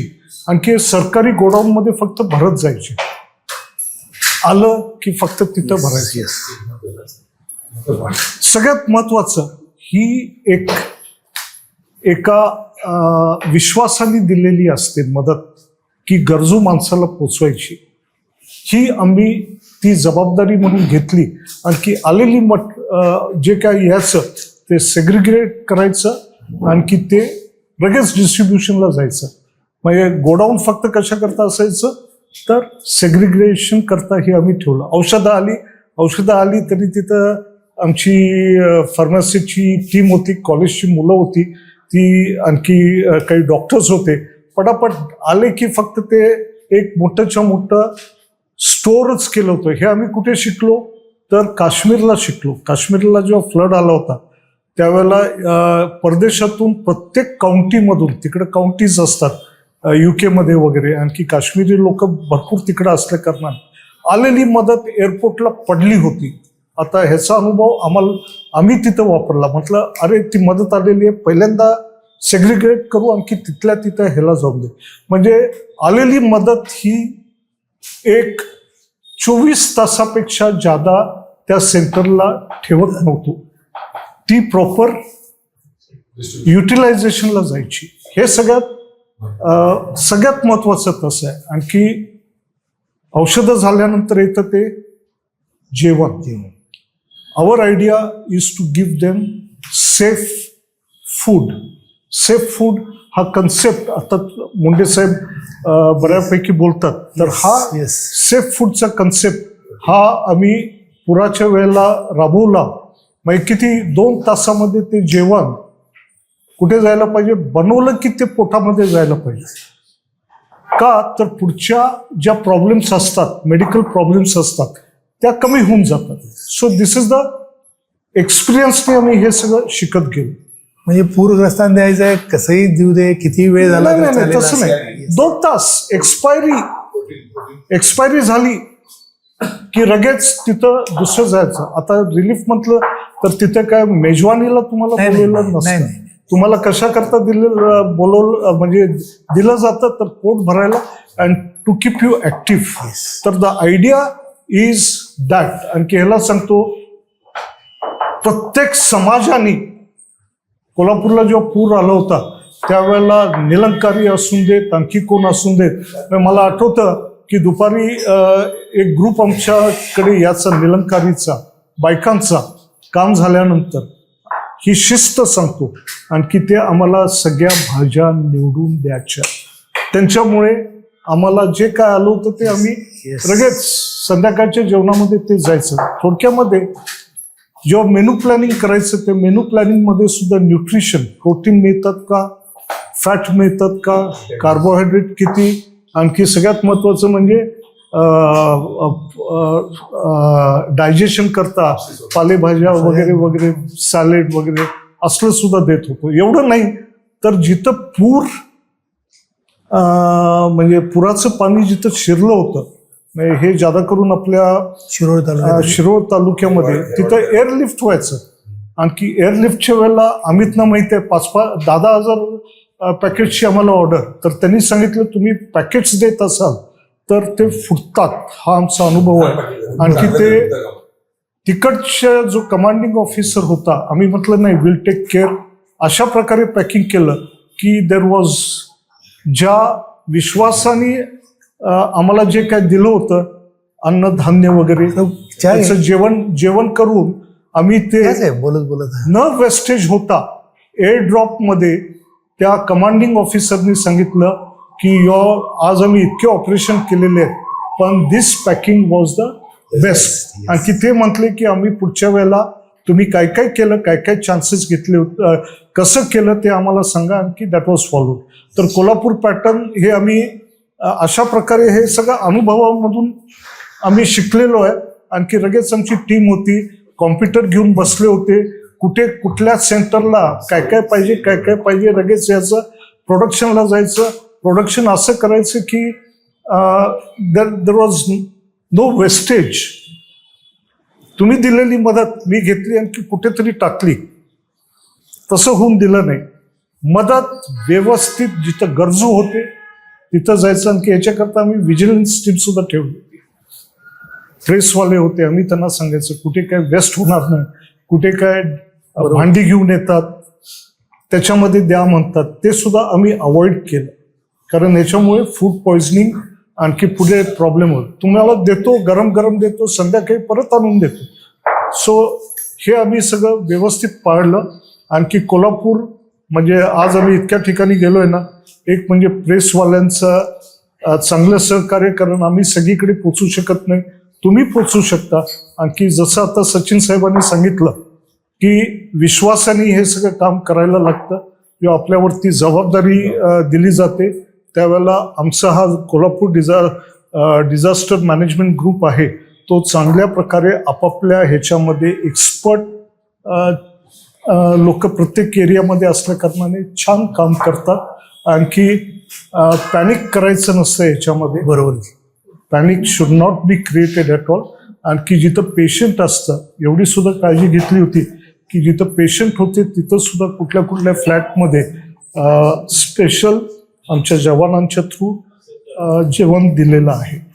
तुम्ही मगाशी बोलताना किती लहान मुलं आहेत एखाद्या कॉलनीत, त्याचा देखील विचार केला. म्हणजे सगळ्यांना तेच खाद्य देऊनही चालणार नाही. वृद्ध आहेत, आजारी आहेत. आणखी कोल्हापूरची जी शिदोरी हा जो प्रकार आम्ही चालू केला, 32 किलोची ती टोटल याची, तर याच्यामध्ये म्हणजे सिंधी पंचायत यांच्या मदतीमुळे आम्ही हे सगळं पहिल्यांदा काय करू शकलो, नाही इनिशिएट करू शकलो. कुणीतरी हे स्टार्ट करायला लागतं, किक स्टार्ट. तर त्यांच्यामुळे बाकीचे समाज आले अँड हे सगळं ते स्वतः पार्टिसिपेट करायचे. 2000 व्हॉलेंटियर्स आमच्याकडे याचे. ह्याच्यामध्ये सगळ्यात मोठं योगदान होतं ते आमच्या कॉलेजेस. सकाळी कॉलेजेसची मुलं 1 तास आधी, कॉलेज चालू व्हायच्या आधी यायची, सगळी कामं करायची. So it was not only एका व्यक्तीचं काम नव्हतं हे. बरोबर, हे सिस्टम तयार केली होती ही सिस्टम. आणखी ह्या सिस्टममुळे हे सगळं झालं. डॉक्टर सगळे महिला वर्ग वगैरे असे सगळे आले होते. तर फक्त तुम्हाला विनंती आहे, ही सिस्टम आपण पुढं व्यवस्थित राबूया. होणार नाही, we should not create panic. आलं म्हटलं की चालू करायचा. आणखी सर आहेत सुतारवाडा पासून आमची खरी सुरुवात होते. सुतारवाड्याची वॉर्निंग आली किंवा आम्ही सगळं आम्ही आता काही काम केलेलं नाहीये, आम्ही काही तयारी केलेली नाही. वी नो तेच काही मी तेच म्हटलं, आता मूठभर आपल्याकडे काही नाही तसं म्हटलं तर काही ते होऊन जातं. ही कोल्हापूरची दानत आहे आणि कोल्हापूरचे स्पिरिट आहे. Spirit is important. रेस्क्यू मध्ये बघितलं इतक्या तालमी वगैरे आल्या होत्या, पण सगळं रेग्युलेशनचं काम एका एक्सपिरियन्स ह्याच्यामध्ये केल्या कारणाने त्या टीम इकडं पाठव तिकडं पाठव. सो मला वाटतं आपल्याकडे कोल्हापूरला कुठेही कॅज्युअलिटी झाली नाही. ह्यांचं सुद्धा मोठं योगदान आहे. झाली होऊन दिली. And we have to save the life and we have to take care. नमस्कार, मी मनीष रणबिसे, मुख्य अन्वेषण अधिकारी कोल्हापूर महानगरपालिका. आपण आता पाहत आहे की आता सध्या राजाराम बंधाऱ्याची पातळी 35 फूट 5 इंच आहे. आपली गेली हिस्ट्री आहे कोल्हापूरची की आपल्याकडे जुलैपासून पाऊस चालू होतो, म्हणजे 15 जुलै टू 15 ऑगस्ट. जून महिना तर पूर्ण स्लॅग गेलेला आहे. तर आपल्याकडे ते आता आकडेवारी तर 2005, 2019, 2021ची सगळ्यांकडे आहेच. 2019च्या पुरासंदर्भात सांगायचं म्हणजे की माझ्याकडे आम्ही जसं जसं पूर पाणी वाढेल, जसं जसं भागात पाणी येईल त्याप्रमाणे आपण काय केलं, आयडेंटिफाय करून ठेवलं काही स्पॉट्स. बाबा आज 41 फूट आहे तर कुठे पाणी येणार, आज 42ला कुठे येणार, ते आपण आयडेंटिफाय ऑलरेडी केलेले आहे. त्यामुळे आपल्याला सोपं काय होतंय की आज आपला जर वॉर्निंग जर असेल तर बाबा आज आपल्याला पहिला कुठे कॉन्सन्ट्रेट करायचं आणि कुठला तो त्या एरियाला आपण कुठला छावणी दिलेली आहे ती छावणी अपडेट करण्याचं काम हे आपण ऑलरेडी आपल्याला ते अंडर SOP आलेलं आहे. त्याच्यामध्ये आम्हाला जिल्हा प्रशासन यांच्याकडून म्हणजे संकपा साहेब असतील, कलेक्टर साहेब असतील, यांच्याकडनं पण आम्हाला भरपूर मदत आमच्या डिपार्टमेंटला मिळते. DPDC मधून आम्हाला भरपूर साहित्य आहे. म्हणजे मला सांगावंसं वाटतं की पश्चिम महाराष्ट्रामध्ये कोल्हापूर महापालिका अग्निशमन विभाग हे असं आहे, एवढे स्ट्रेंथन आहे की त्यांच्याकडे इक्विपमेंट्स सगळे अद्ययावत आहेत. म्हणजे भले बिल्डिंग कोलॅप्स असू दे, आपल्याला विक्टिम लोकेशन कॅमेरा असू दे, थर्मल कॅमेरेज असू दे, ड्रोन आपण आता नवीन घेतले नवीन DPDC मधून. त्यानंतर आपल्याकडे रिमोट कंट्रोल लाईफ बॉयज आहेत. टेंट्स आम्हाला काय काय मिळालं, कारण इमर्जन्सीला आपल्याला समजा जे छावणी समजा अचानक पाण्यातच गेली तर त्यासाठी आपल्याला काय तर सोय करावं, त्यासाठी आपल्याला 50-50 माणसांचं टेंट्स आपल्याला दिलेले आहेत. ह्या गोष्टी सगळ्या आपल्याकडे आहेत. प्लस आपल्याकडे आता बोटी आहेत, सगळ्या सुविधा म्हणजे जे आपल्याला आता पुराच्या संदर्भात जे काय लागते त्यासाठी आपल्याकडे बोटी पण पुरवलेल्या आहेत. आम्ही काय करतोय आता आपले 6 फायर स्टेशन्स आहेत, त्याच्या व्यतिरिक्त आपले 3 असे पथक आपण हे करून ठेवलेत की ते 24/7 कार्यरत असणार आहेत या पुराच्या ह्याच्यामध्ये, की ते मॉनिटरिंग करतील आणि त्या वेळेला जसं गरज पडेल, जसं प्रशासनाचे आदेश येतील त्यानुसार पब्लिकला अवेअरनेससाठी आणि त्यांना माहिती देण्यासाठी आम्ही ती बाहेर काढतो. प्रत्येक टीमकडे बोटी असणार आहेत, कटर्स असणार आहेत, जे काही आपत्ती व्यवस्थापनासाठी जे काही साधन सामग्री होती सगळी 3 पथकांकडे आहे. 2019 आणि 21चा अनुभव पाहता 2019ला जो फ्लॅश फ्लड आला त्याच्यामध्ये आम्ही काम केलं, 2021ला जो फ्लड आला त्याच्यामध्ये आम्ही काम केलं. त्याच्यामध्ये आम्हाला पहिल्या स्टार्टिंग 2019ला तर मला वाटतं आम्ही पहाटे 5 वाजता पाण्यामध्ये उतरलो होतो इव्हॅक्युएशन करण्यासाठी. ते रात्री 11 वाजेपर्यंत आम्ही पाण्यात होतो आणि सरांनी जसं सांगितलं तसं की जेवणाचं भान पण नसते काही काही जणांना, काम करणाऱ्या पण माणसाला आणि जो माणूस इव्हॅक्युएट होतो त्याला पण. तर आम्हाला त्यावेळेला आपले सेंट्रल किचनचे जे नागेशकर सर असतील यांचा खूप आम्हाला उपयोग झाला. म्हणजे का महानगरपालिकेने यंत्रणा लावली होती, खरं त्या यंत्रणांना खायला घालायला काय होतं ते काय म्हणजे ते ठीक आहे, त्याचं नियोजन केलेलं नव्हतं. खरं ते नंतर आम्हाला ते आपण शेवटी आपण म्हणतो ना की जसं जसं चुकते तसं आपण ते करेक्शन करत जातो. त्यामुळे तसं आता आपण केलेलं आहे. प्लस अग्निशमन विभागाकडे आता आमच्याकडे बावडा रेस्क्यू फोर्सची टीम आहे, ती पण आपल्याबरोबर काम करते. गरज पडली तर आपल्याला संकपाळ साहेब पण त्यांची टीम आपल्या सिटीमध्ये तर आहेच, NDRF टीम आपली आलेली आहे. आणि हे कसं एक गिव्ह अँड टेक पॉलिसी आहे पूर आला की आपण जेवढं काम करायचं तेवढं करायचं आहे. शेवटी नागरिकांनी ते पण नागरिकांनी पण ते जबाबदारी आहे की बाबा तुम्ही त्या टायमिंगला जसं प्रशासनाचे वेळोवेळी जे वॉर्निंग्स येतील ते वॉर्निंग्सला तर त्यांनी साथ देणं गरजेचं आहे. कारण का आमचं असं एकच ध्येय आहे आणि आम्हाला कलेक्टर सरांनी कमिशनर सरांनी एकच सांगितलेलं आहे की आपल्याला इव्हॅक्युएशनसाठी बोट ही वापरता कामा नये. कारण का बोट आली की रिस्क आली, म्हणून त्याच्या आधीच माणसाने इव्हॅक्युएट होणं गरजेचं आहे.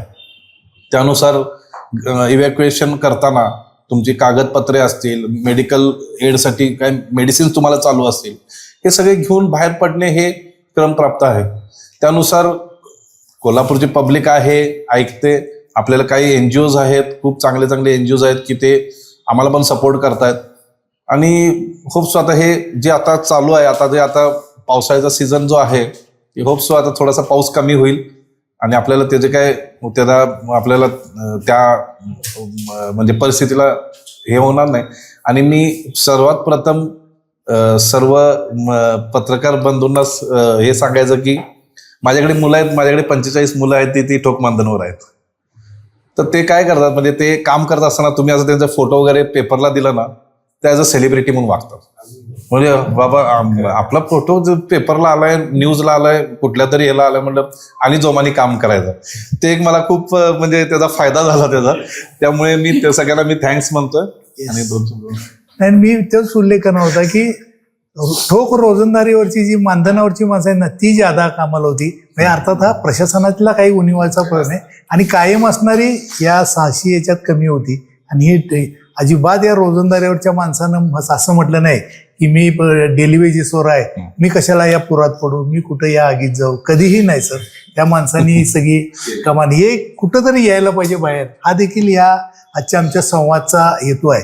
आता हे म्हणणार यांनी सांगितलं, पण आम्ही तोच उल्लेख करणार होतो की अशी माणसं काय काय काय काय राबलेत. सांगा घ्या या मुलांना काय गरज होती. तीच त्यांना पोचपावती मिळाली की आताचे जे कमिशनर सर आले त्यांनी त्यांची फाईल शासनाला पाठवली, झाली कायम झाली. त्यामुळे खूप म्हणजे त्यांना खूप सपोर्ट मिळाला त्यामध्ये. नमस्कार. सर्वप्रथम मी तरुण भारतचे धन्यवाद देतो की या संवादाच्या निमित्तानं महावितरणला आपण या ठिकाणी इथं बोलवलं आणि महावितरणची जी काही बाजू आहे, जी प्रकाशाचं नातं जे आहे ते फक्त महावितरणनं चालू होतं, तर त्यासाठी आम्हाला इथं बोलवलं, त्याबद्दल मी आभार व्यक्त करतो. नुसताच आपण पूरपरिस्थितीचा विचार करण्याच्या ऐवजी महावितरण पूरपरिस्थिती तर त्यावेळी काम करतं, पण त्याचबरोबर ती जेव्हा पहिला पाऊस येतो तेव्हा सर्वसामान्य लोकांची अशी प्रतिक्रिया आहे, अरे भरपूर पाऊस आला आणि लगेच आमची सप्लाय गेला. तर त्या सप्लाय जाण्यामागची पण काही कारणं आहेत, त्या संदर्भात पण मी थोडंसं बोलेन. तर सगळ्यात पहिल्यांदा जिथे पूर परिस्थिती आहे किंवा आपण ज्यासाठी आपण आता इथं जमलेलो आहोत त्याचा जर विचार जर केला तर कोल्हापूर जिल्ह्यामध्ये साधारणपणे आता जिल्ह्याचा विचार जर केला तर 2021 मध्ये साधारण 16 सबस्टेशन्स आमची बाधित झालेली होती. त्याच्याबद्दलचा आमचा अनुभव आहेच. सध्या कोल्हापूर जिल्ह्यामध्ये 138 उपकेंद्र आहेत ज्याच्यातून आपल्याला कोल्हापूर जिल्ह्याला सप्लाय होतो. त्याच्यामध्ये साधारण 31,000 रोहित्र आहेत आणि त्याच्यातून वीज पुरवठा केला जातो. गेल्या 2021ला साधारण 3,000 ठिकाणी 3,000 रोहित्राला अडचण प्राप्त झालेली होती. तर त्याचे प्रत्येकाचे डिटेल्स आमच्याकडे आहेत आणि त्या दृष्टिकोनातून जशी जशी पूर येते, पूर पातळी वाढत जाते, मग शाहूनगर, गगनबावडा तिकडच्या कोपऱ्यापासून चंदगड, गडिंग्लजपर्यंत जिथं जिथं काही प्रॉब्लेम्स येतात त्याचे सगळे आमचे आयडेंटिफिकेशन्स केलेली आहेत आणि त्यानुसार आम्ही कारवाई करतच आहोत. साधारणपणे ह्या पूर परिस्थितीमध्ये किंवा या आपत्कालीन परिस्थितीमध्ये आमच्याकडे एक साधारण 2,000 मनुष्यबळ जे काही आमचा सगळा स्टाफ आहे हा सगळा कार्यरत आहे आणि सदैव 24/7 ते तैनातीत असतात. इमर्जन्सीमध्ये जिथं जिथं असेल त्या ठिकाणी धाव घेणं ही महावितरणची पहिल्यापासूनची परंपरा आहे. त्या ठिकाणी जिथे कुठे वायर सुटणे असेल किंवा जोडणे असेल, रात्री अपरात्री आमची लोक काम करतात. आपणही बऱ्याचशा पेपर्स, न्यूजमधनं तरुण भारतनं आतापर्यंत अनेक वेळा त्याची प्रसिद्धीही दिलेली आहे. आपण बघितलं असेल लेटेस्टमध्ये कालचंच जर उदाहरण जर घ्यायचं म्हटलं तर आजरा आंबोलीची आज आली पण असेल, अगदी भर पावसामध्ये लोकांनी 33 kV लाईन्स वरती काम करून 33 kV वीज पुरवठा सुरळीत केला. कालचं उदाहरण, काल रात्री 1:15 वाजता दुधाळी उपकेंद्राच्या जवळ मोठं झाड पडलेलं होतं. अग्निशमन दलाच्या आता रणपिसे साहेबांनी गाडी पाठवून दिलेली होती. ते झाड तोडून साधारणपणे 2 तासामध्ये परत 33 kV लाईन आमच्या लोकांनी रात्री 4:30 वाजता चालू करून दिली. 24/7 आमची लोक काम करतायत. कोल्हापूर शहराचा विचार जर केला तर साधारण 450 कर्मचारी या ठिकाणी काम करतायत. एक 35 अभियंते या ठिकाणी आहेत. त्याचबरोबर ती आमच्या ब्रेकडाऊन मेंटेनन्सचे जे ठेकेदार आहेत तेही साधारण 10 ठेकेदार आमच्या इथे कार्यरत आहेत. आणि ओव्हरऑल जिल्ह्याचा विचार जर केला तर 48 ठेकेदार सगळ्या ठिकाणी काम करतायत. जिथं जिथं पूर परिस्थिती येते, जिथे इचलकरंजी असेल किंवा आणखीन कुठे असेल, अशा अनेक वेळा घटना आपण बघितलेल्या आहेत की पुराच्या पाण्यात जाऊन लाईन्स जिथे आहेत त्या लाईन्स ओढून घेऊन काही म्हणजे पाणी पुरवठा स्कीम्स ज्या आहेत नदीकाठी त्यांचा विद्युत पुरवठा काही ठिकाणी हॅम्पर झालेला आहे. तोही आमच्या लोकांनी अतिशय जिथे अडचणी आहेत त्या ठिकाणी जाऊन वायर्स ओढून आपण केलेला आहे. आपल्याला सगळ्यांना हे अवगत असेलच. त्यामुळे तुमचं कायम आम्हाला सहकार्य राहतं. फक्त आता ह्या निमित्तानं मी एवढंच फक्त आवाहन करू इच्छितो की जशी पूर परिस्थिती आहे तशी संपूर्ण जिथं दुसरा उर्वरित वरचा भौगोलिक भाग आहे या ठिकाणी झाडं पडणं असेल किंवा प्रचंड जोराचा सोसाट्याचा वारा असेल त्या ठिकाणी झाडाची फांदी लाईनवरती पडून आमचे ब्रेकडाऊन्स असतील, वायर सुटणे असतील, असे प्रकार होत असतात. त्याच्यामुळे कधी कधी विद्युत पुरवठा सुरळीत करण्याच्या दृष्टिकोनातून आम्हाला अडीअडचणी येत असतात, थोडासा वेळ होतो. याच्यामध्ये प्रायोरिटी ठरली जाते की जिथे आमच्या मेन लाईन्स आहेत 33 kV लाईन जर कुठली जर बंद पडली असेल तर प्रायोरिटीवरती ती आम्ही पहिल्यांदा घेतो. त्याच्यानंतर त्याच्या खालची जी 11 kV लाईन्स आहेत याला प्रायोरिटी दिली जाते आणि त्यानंतर मग LT लाईन्स ज्या आहेत त्या ठिकाणी आम्ही प्रायोरिटी देते. कारण 33 kV मुळे मोठा भाग जास्तीत जास्त काही सबस्टेशन्स बंद पडलेली असतात. 11 kV वरती काही थोडे ट्रान्सफॉर्मर बंद पडलेले असतात. LT वरती काही थोडे घरगुती कन्झ्युमर्स बंद पडलेले असतात. त्यामुळं त्या प्रायोरिटीनुसार आम्ही कामं करत असतो. तरी ग्राहकांनी आमचा पेशन्स ठेवावा थोडासा, अशी या निमित्तानं मी आवाहन करू इच्छितो. फोन केल्यानंतर बऱ्याच वेळा आमचे लाईन्स आता आम्ही काय कॉल सेंटरचे नंबर दिलेले आहेत तेही नंबर मी आता सांगेनच. पण ग्राहक जेव्हा आमच्या कर्मचाऱ्याला आपण जर फोन केला तर तो कदाचित पोलवरती असू शकतो, पोल नंबर उचलला जाणार नाही. तेव्हा थोडासा पेशन्स जर ठेवला तर ते बरं पडेल. म्हणून आमच्या कॉल सेंटर्स जे आहेत त्याचे नंबर मी आता सांगेन. तरुण भारतचे पुन्हा एकदा धन्यवाद. Thank you very much. वीज ग्राहकांनी थोडासा संयम ठेवून थोडंसं या काळामध्ये आम्हाला सहकार्य करावा अशी मी अपेक्षा व्यक्त करतो. धन्यवाद. नमस्कार, मी बावडा रेस्क्यू फोर्स सदस्य श्री निशिकांत कांबळे. बावडा रेस्क्यू फोर्सची स्थापना जवळजवळ 2018 ते 19 जो महापूर आला 19च्या काळामध्ये, त्यावेळी आमदार ऋतुराज पाटील व आमदार सत्यजित पाटील यांच्या माध्यमातून ही राजाराम बंधराव जी लोक रोज पोहण्यासाठी येत होतील अशा लोकांना घेऊन आणि आपत्कालीन जी लोक मदतीला येतील अशी तरुण पिढी घेऊन एक 50 ते 60 लोकांची टीम कसबावाडा उपनगरा परिसरामध्ये टीम तयार करण्यात आली. या टीम करण्याचा उद्देश त्यांचा एवढाच होता की प्रशासन प्रत्येक ठिकाणी एकाच वेळी पोचू शकत नाही, एकाच वेळी ह्या ठिकाणी जाऊ शकणार नाही. त्यामुळे आपली पण नैतिक जबाबदारी कोल्हापूरची दानत म्हणून कोल्हापूरच्या लोकांच्यासाठी आपण काहीतरी करावं लागतं, देणं लागतं. या हिशोबानं उपनगरामध्ये ही बावडा रेस्क्यूची NGO तयार केली. या NGOमध्ये पट्टीचे पावणारे असतील, सर्पमित्र असेल, पशु मित्रांच्यावर प्रेम करणारे जे लोक आहेत अशी लोक घेऊन जर 60 लोकांची टीम तयार करण्यात आली. या टीमचा उद्देश एवढाच होता की लोकांना पूर परिस्थितीत जागृती करणं. लोकांच्यामध्ये आता सगळ्यात म्हणजे जिल्ह्याची पाणी पातळी आमच्या राजाराम बंधाऱ्यावर पाहिली जाते आणि ही आम्ही तिथं राजाराम बंधाऱ्यावर स्थानिक असल्यामुळं आम्हाला पाणी पातळीचा नेहमीचा जो कौल आहे तो कळला जातो. आता 50, 45, 47 कुठं पाणी येते ही सगळं आपल्या कोल्हापुरात माहीत आहे. मग आम्ही पाणी पातळी जसं जसं वाढत जाईल तशी आम्ही आमची NGO टीम सगळी घेऊन प्रत्येका जिथं रेणुका मंदिर परिसर आहे इथं कितीपर्यंत पाणी येते त्या घराचा परिसर आपण सांगून ठेवायचा. वारकर माळा, उपनगर परिसर, उल्पे माळा असेल, शेतवाड्यामध्ये लोक घर राहतात, माळी मळा असेल, बिरजे पांडा असेल, या ठिकाणी सुद्धा आम्ही लोकांची जनजागृती कशी होईल, लोकांना स्थलांतरित कसं करता येईल असं आम्ही स्वतः सांगून महापालिका असेल, संकपाळ साहेबांचे जिल्हा व्यवस्थापनिका असून यांची काय मदत लागत असेल, आमदार साहेबांची काय मदत लागत अशा पद्धतीने आम्ही ही घेऊन आम्ही स्वतःचं लाईफ जॅकेट किंवा इन्नरी वगैरे ट्यूबलाईट सगळ्या घेऊन आम्ही ही टीम तयार केली आणि याच्या माध्यमातून लोकांना जेवढं काय सांगता येईल की पुराच्या ह्या असतील, कोविडमध्ये सुद्धा आम्ही बरेच काम आमच्या टीमनं केलेलं आहे. एखादी व्यक्ती जर घरामध्ये जर कोरोनामध्ये पडत असेल तर त्याच्यासाठी घरातलीच लोक कोण जात नव्हती तर आम्ही कोविडची सगळी टीम आमची याची रेस्क्यू फोर्सची टीम स्वतः घरात जाऊन त्यांना स्वतः रॅपिंग करून स्वतः स्मशानभूमीत दहन देऊनचं काम आम्ही या टीमनं केलेलं आहे. आता पूर वजरला की तिथं प्राण्यांचा प्रभाव जास्त होतो, पाणी मरून पडलं जातात, कुत्री मांजरी पडून जातात, सर्प येऊन घराघरामध्ये बसले असतात. त्यावेळी पूर येऊन गेल्यानंतर स्वच्छतेचा पण प्रभाव असतो. त्यामुळे महापालिकेला ही करून आम्ही सहकार्य करून ती सुद्धा स्वच्छता आम्ही या ठिकाणी करतो. तसेच दुसरी गोष्ट, जिथं जिथं साप येतात, प्राणी येतात, तिथं सुद्धा आमची टीम जाऊन कुठल्याही पद्धती साप असू दे, विषारी असू दे, कुठला, तर तिथं आमचे सर्पमित्र जागेवर हजर राहून ते सर्प कलेक्ट करतात आणि फॉरेस्ट खात्यात जमा करतात.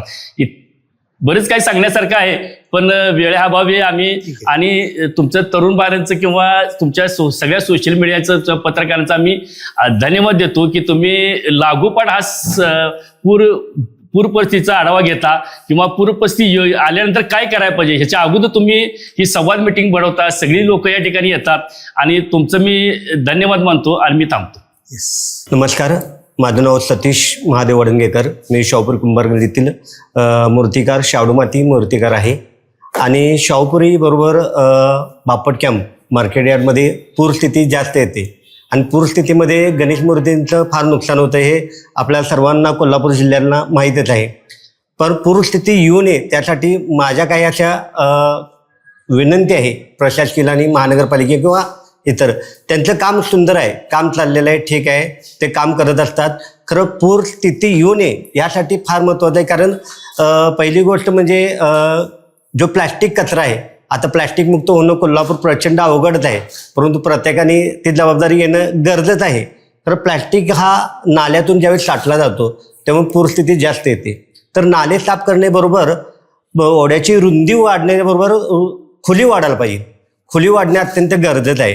कारण आमच्या कालखंडामध्ये आता पाहिलं तर आता जे रोड झालेले आहेत आणि रोडचं महत्त्वाचं म्हणजे रोड जे झालेले आहेत ते आता बरोबर हुमऱ्यावर यायला लागले आहेत रोड. म्हणजे रोडची उंची वाढत चाललेली आहे. जे पावसाचे पाणी ते कदाचित घरामध्ये पण येते आणि ते जिथे शेड बनवलेले आहेत मूर्तीचे त्या पाणी येते त्या येते त्या ठिकाणी पाण्याचा एक जिरपणं गरजेचं आहे, त्याचं व्यवस्थापन होणं गरजेचं आहे. म्हणजे नाल्यातूनच जायला पाहिजे पाणी आणि ओढ्यात जायला पाहिजे असं न करता ते पाणी एका ठिकाणी कुठेतरी मुरलं पाहिजे, हा एक भाग आहे.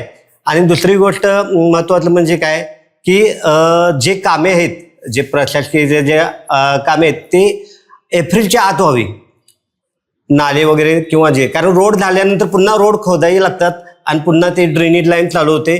त्यामुळे जी काय व्यवस्था होते ते फार घातक होते आणि त्यामुळे पूरस्थिती पण जास्त येण्याची शक्यता आहे. आता बऱ्याच ठिकाणी काम चालू आहे पाहिलं तर, कारण गणेश मूर्ती हा एकमेव कुंभारांसाठी आता राहिलेला व्यवसाय आहे. म्हणजे ज्याचा आर्थिक उलाढाल त्या गणेश मूर्तीवरच होतं आणि त्यामुळे ना जून ते ऑगस्टपर्यंत हा जो महिना आहे त्यासाठी कुंभार समाजाने पण गणेश मूर्ती आपली दक्षता घेण्यासाठी त्यांनी पण व्यवस्थापन करावे, जेणेकरून की जे आपण ज्या बजेटमध्ये आपल्याला ज्या ठिकाणी ठेवता येईल त्या ठिकाणी व्यवस्थापन करणं गरजेचं आहे. प्रत्येक गोष्ट प्रशासकीयवर अवलंबून न राहता त्यांनी आपली स्वतःची पण व्यवस्था करणं गरजेचं आहे. त्याचबरोबर महत्त्वाचा मुद्दा म्हणजे काय आहे की प्रशासकीयचं जे काम आहे, ज्या इंजिनियर देतात ते इंजिनियरना आम्ही बऱ्याच वेळा आम्ही सांगितलेलं आहे, ते काम करून जातात, परंतु नंतर त्याचा जो त्रास होतो तो पुन्हा नगरपालिकेकडे जाब विचारायला लागते. कारण नगरपालिका किती वेळ करणार, कारण इंजिनियर वेगळा असतो आणि जे काम केलेलं ते वेगळं असतं आणि बदली होत जातं आणि काम असं ढकललं जातं. तर जे रोड आणि ड्रेनेज लाईन ज्या त्याच्यामुळं जास्तीत जास्त पूरस्थिती वाढत चाललेली आहे. शाहूपुरी भागाबरोबर बापट कॅम्पमध्ये आहे. आणि मी कुंभारांना विनंती करतो पुन्हा एकदा की प्रशासकीय महानगरपालिकेच्या यांच्या संवादात राहावा, त्यांच्या सूचनेचं पालन करा, कारण त्यांना जास्त अगोदर सूचना आलेल्या असतात. आपण कुठलेही की आज यावेळी पूर येणार नाही किंवा असं न समजता त्यांच्या सूचनेचे पालन करून तुम्ही त्यांच्या सूचनाचं पालन केल्यानंतर आपल्याला एकंदरीत नुकसानाचं होणार नाही अशी दक्षता होईल. धन्यवाद. नमस्कार, मी डॉक्टर प्रसाद संगपाळ, जिल्हा आपत्ती व्यवस्थापन अधिकारी, जिल्हाधिकारी कार्यालय कोल्हापूर. या सीझनमध्ये तरुण भारतचे पुनश्च एक वेळ आभार, कारण या सीझनमधला हा दुसरा संवाद आहे अँड वी आर ब्लेस की तुम्ही आम्हाला परत आजच्या या संवादामध्ये निमंत्रित केलं. खरं तर साधारणपणे एक आठवडाभरापूर्वीची जी कोल्हापूर जिल्ह्यातली चर्चा होती की म्हणजे समोरून येणारा माणूस मला सहजच विचारायचा की साहेब तुम्हाला काय ह्या सीझनमध्ये काम नाही, मग तुम्ही निवांतच आहे. म्हणजे साधारणपणे लोकांना असं एक वाटतं की बाबा पाऊस पडला तरच प्रसाद संकपाळांना काम आहे, नाही तर मग शासनाने प्रसाद संकपाळांना असंच पोचले. But it is not like that. मी पहिल्यापासून आपण मागच्याही चर्चासत्रात बोललो होतो की कोल्हापूरमध्ये साधारणपणे पश्चिम महाराष्ट्रामध्ये किंवा कोकण किनारपट्टीवरती परिस्थिती बदलायला वेळ लागत नाही. आणि या वर्षीचं जे प्रेडिक्शन ओव्हरऑल आपल्याला IMDनं, सिडॅकनं किंवा जेवढ्या म्हणून भारत देशातील ज्या हवामान अंदाज देणाऱ्या सर्व यंत्रणा आहेत त्यांनी जे आपल्याला सांगितलेलं होतं की बाबा अल निनोचा इफेक्ट हा असणार आहे. पण जून महिन्यामध्ये किंवा जुलैच्या पहिल्या आठवड्यामध्ये जोरदार पाऊस होण्याची शक्यता आहे. तो इतक्या प्रचंड प्रमाणात होईल की आपल्याला त्याची मोजदाद करणंही अवघड जाईल आणि परत मग जुलै आणि ऑगस्ट महिन्यामध्ये आपल्याला कदाचित ओढ मिळेल. आता शेवटी हा निसर्ग आहे. IMDनं जरी आपल्याला अंदाज दिला असला तर ते पट्टी लावून आपण हे ठरवू शकत नाही की बाबा इथंपर्यंतच पाऊस पडेल. जसं आता रत्नागिरी जिल्ह्याला रेड अलर्ट आला आणि कोल्हापूरला ऑरेंज असेल तर साधारणपणे लोकांची धारणा असते की ऑरेंज अलर्ट सांगितला होता, भरपूर पाऊस पडायला लागलाय. आपण जरी सीमा जिल्ह्याच्या घातलेल्या असल्या तरी सुद्धा निसर्गाला त्या सीमा नाही आहेत. रत्नागिरीला अलर्ट असेल, सिंधुदुर्गला असेल तर तो इकडे सरकायला वेळ लागत नाही, किंवा एखाद्या खालच्या सांगली सातारा जिल्ह्याला असेल तर तो आपल्याकडे यायला वेळ लागत नाही. शेवटी याच्यामध्ये एकच आहे की निसर्गाला आपण गृहीत धरू शकत नाही.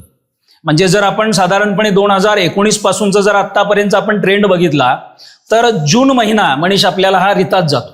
म्हणजे जून महिन्यामध्ये फारसा पाऊस होत नाही आणि गेल्या 5 ते 6 वर्षामध्ये साधारणपणे हा ट्रेंड थोडासा चेंज होताना आपण बघितलाय. जुलैमध्ये पाऊस सुरू होतो आणि तो अगदी ऑक्टोबर एंड नोव्हेंबरच्या पहिल्या आठवड्यापर्यंत पाऊस चालू राहतो. म्हणजे सन 2019ची दिवाळी आपण पावसात केलेली आहे. 21ची दिवाळी, गेल्या वर्षीची 25ची, 24ची दिवाळी आपण अगदी म्हणजे लक्ष्मीपूजनाच्या आदल्या दिवसापर्यंत आपण पाऊस कोल्हापूर जिल्ह्यामध्ये बघितलेला आहे. आता हे जे निसर्ग चक्र आहे हे बदलत आहे, बदलत राहणार आहे, हे आपण सगळ्यांनी स्वीकारलं पाहिजे. कारण संपूर्ण जागतिक पातळीवरती होणारा जागतिक तापमानातला बदल, त्याचबरोबर हवामानात होणाऱ्या बदलाच्या घटना, या सगळ्या गोष्टींचे पडसाद जसे संपूर्ण जगभरात उमटत आहेत तसे ते भारतीय उपखंडातही उमटत आहेत आणि मग त्याला महाराष्ट्र काही आपला अपवाद नाही आहे. त्यामुळे ह्या सगळ्या गोष्टी आपण गृहीत धरल्या पाहिजेत. आत्ताच गेल्या साधारणपणे आठवड्याभरातलं पर्जन्यमान जर आपण बघितलं, अजूनही काशी साहेब मी आपल्याला सांगू इच्छितो की अजूनही कोल्हापूर जिल्ह्यात एकही दिवस अतिवृष्टी झालेली नाही. म्हणजे जर गेल्या 5 दिवसातली जिल्ह्याची सरासरी बघितली तर साधारणपणे 47, 48, 49, 56 आणि आज परत 47. म्हणजे ज्याला आपण अतिवृष्टी म्हणतो, 65 मिलीमीटरच्या वरती पाऊस झाला तर त्याला आपण अतिवृष्टी म्हणतो, तो आजपर्यंत कोल्हापूर जिल्ह्यानं गेल्या आठवड्यात एकदाही बघितलेला नाहीये. पण जे तालुकावार पर्जन्यमान आहे त्याच्यामध्ये आपल्या कोल्हापूर जिल्ह्याचं नव्हे, महाराष्ट्राचं चेरापुंजी आपण ज्याला म्हणतो, गगनबावड्यामध्ये सरासरी जर गेल्या पूर्ण आठवड्यातला पाऊस बघितला तर तो 100 ते 150 मिलीमीटरच्या वरती आहे. राधानगरी थोड्याफार फरकानं तसाच आहे. बाकी इतर तालुक्यांमध्ये अजून मोठ्या प्रमाणात पाऊस झालेला नाही आहे. आणि 2021 सारखी परिस्थिती परत आज थोडीशी आपल्याला इथे दिसते की कुठलंही धरण जिल्ह्यातलं भरलेलं नाही आहे, कुठल्याही धरणातून आपण पाणी सोडलेलं नाही आहे. हा जो पाऊस इतक्या मोठ्या प्रमाणावरती झालेला पडलेला दिसतो किंवा पंचगंगेमध्ये इतर नद्यांमध्ये पाणी पातळी वाढलेली दिसती, ती फक्त आणि फक्त पावसाच्या पाण्यामुळं वाढलेलं पाणी आहे. आणि कोल्हापूर जिल्ह्याचा विचार करता मी तरुण भारतच्या माध्यमातून सांगू इच्छितो की जसं तुम्ही मगाशी म्हणालात की सायंटिस्ट भरपूर आहेत आपल्याकडे, तर या सगळ्यांना मी सांगू इच्छितो की कोल्हापूर जिल्ह्यामध्ये पूरस्थिती निर्माण करायला धरणातलं पाणी फक्त 19% कारणीभूत आहे. 19%. उरलेलं 81% पाणी हे फ्री कॅचमेंटमध्ये पडणाऱ्या पावसाचं पाणी आहे. त्यामुळं आपण धरणांना कितपत दोष द्यायचा याचाही आपण थोडंसं पुनर्विचार करायला पाहिजे. आता प्री कॅचमेंटमध्ये पडणारा हा जो पाऊस आहे त्याची मोजदाद आपण जिथं जिथं आपले नद्याची पाणी पातळी मोजण्यासाठी बंधारे आपण केलेले आहेत त्या प्रत्येक ठिकाणी आपल्याला याचा क्वांटम कळतो. आज मितीला आपण जर राजाराम बंधाऱ्यातनं होणारा डिस्चार्ज बघितला तर तो साधारणपणे आता 40,000च्या वरती गेलेला आहे. म्हणजे 40,000 क्युसेक पर सेकंद पाणी आपण पंचगंगेतून पुढे पाठवायला लागलोय आणि मग त्यामुळं निश्चितच या सगळ्या नद्यांच्या पाणी पातळीमध्ये वाढ होते. जवळजवळ साधारणपणे 60च्या आसपास बंधारे पाण्याखाली गेलेले आहेत आणि या बंधाऱ्यावरून होणारी जी वाहतूक आहे ती पण आता थांबवलेली आहे. पण कुठल्याही ठिकाणी बंधाऱ्यावरची वाहतूक ही पर्यायीच आहे, मुख्य मार्ग नाही आहे. त्यामुळं आज मितीला कोल्हापूर जिल्ह्यामध्ये कोणत्याही ठिकाणी कुठल्याही भागाचा पूर्ण संपर्क तुटलेला नाही. त्यामुळं जर असं कोणी समाज माध्यमांच्या माध्यमातून आपल्याला सांगत असेल की इथं संपर्क तुटला, इथं साधारणपणे एक आठवडाभरापूर्वीची जी भडगावची घटना आहे, म्हणजे खूप चॅनल्सवरती मी ते बघितलं, छोट्या छोट्या युट्यूब चॅनलवरती, की पूल वाहून गेला. It was not like that. तो पूल वाहून गेलेला नव्हता. जो भरावाचा पर्यायी रस्ता आपण केलेला होता, तो जाणारच होता आज ना उद्या, तो वाहून गेला होता. पण सर्वत्र बातम्या अशा पद्धतीनं पसरल्या की पूल वाहून गेला. त्याला पर्यायी मार्ग होते, 3 पर्यायी मार्ग होते, हे कुठंच माध्यमांमध्ये आलं नाही दुर्दैवानं. तर असंही व्हायला नको. कारण सगळ्यात महत्वाचं म्हणजे नागरिकांमध्ये संभ्रम निर्माण करणं आणि अफवा पसरवणं, लोकांच्या मध्ये भीती निर्माण करणं, हे सगळ्यात पहिलं थांबलं पाहिजे. कारण त्यामुळे होतं काय की प्रशासनावरचा आणि काम करणाऱ्या सर्व यंत्रणांवरचा ताण इतका प्रचंड वाढतो. आता आपण जे चॅटबोट चालवतो कलेक्टर ऑफिसच्या वतीनं, म्हणजे यू विल नॉट बिलीव्ह की ज्या दिवशी पाऊस सुरू झाला इमिजिएट त्या दिवशी साधारणपणे 200 मेसेज त्या ग्रुपवरती पडले की साहेब लेवल किती आहे. अरे म्हणलं 2 थेंब जमिनीवरती पडून ते पाण्यात मुरू तर द्या, लगेच आपण लेवलचं विचारून चालणार नाही. ठीक आहे. त्यामुळे थोडंसं या कालावधीमध्ये सगळ्यांनी संयम ठेवणं, प्रशासनानं, सोबत काम करणाऱ्या तुमच्यासारख्या स्वयंसेवी संस्था, वेगवेगळ्या कंपन्या, ऑर्गनायझेशन्स आणि माध्यमं, हे थोडंसं याच्यामध्ये खूप गरजेचं आहे. ठीक आहे. दुसरी बाब याच्यामध्ये आता अशी आहे की ओव्हरऑल जे आपण कोल्हापूरच्या चांगलेपणाबद्दल बोलतोय, no doubt Kolhapur is the best example for entire world for disaster management activities. म्हणजे 2019 मध्ये तत्कालीन जिल्हाधिकारी दौलत देसाई साहेब असताना जो एक चांगला संस्कार चालू केला, ज्याला आपण KDMG म्हणून ओळखतो, Kolhapur disaster management group, that was the brainchild of honourable Daulat Desai, त्यावेळेचे जिल्हाधिकारी. याच्यामध्ये आपण जिल्ह्यातल्या सगळ्याच, नॉट ओन्ली NGOs, CBOs, त्याच्यामध्ये मग इंजिनिअरिंग आणि मॅन्युफॅक्चर असोसिएशन आहे, यांचं हॉटेल मालक संघटना आहे, अर्थ मुव्हिंग असोसिएशन आहे, मॅन्युफॅक्चरर्स असोसिएशन आहे, IMA आहे, अशा पद्धतीच्या साधारणपणे 150 संस्था आपण सोबत घेतल्या. आणि त्यावेळेचं आपलं जे आफ्टर माथ ज्याला म्हणतो आपण, म्हणजे आपत्ती आली आणि आपत्ती येऊन गेल्यानंतर जे आपल्याला सगळे प्रपंच करायला लागतात, त्याच्यामध्ये मग आरोग्य सुविधा आहे, स्वच्छता आहे, लोकांना अन्न पुरवणं आहे, लोकांना गरजेच्या वस्तू देणं आहे, या सगळ्यामध्ये आपण संपूर्ण देशाला त्यावेळेस एक SOP आणि बेस्ट प्रॅक्टिस घालून दिलेलं होतं. ते आपण आजही कोल्हापूर जिल्ह्यामध्ये फॉलो करतोय. आता उज्ज्वलजी नाही आहेत, पण त्या माणसाचं कौतुक करावं तेवढं कमी आहे. म्हणजे जसं त्यांनी मगाशी सांगितलं की आलेल्या प्रत्येक वस्तूची मोजदाद, त्याचा हिशेब, त्याचं सेग्रिगेशन, त्याचं किटमध्ये रूपांतर आणि एक चॅनल अशा पद्धतीने आपण सप्लायचं केलेलं होतं की ते जिल्ह्याच्या शेवटच्या गावापर्यंत पोहोचवण्याची जबाबदारी आपल्या या सर्व KDMG ग्रुपनं घेतलेली होती. जिथं कुठं मला अजून 19 आठवते की आपल्या कोल्हापूर पन्हाळा हायवेवरती जवळजवळ 270 जनावरं पाण्यामध्ये तरंगत होती.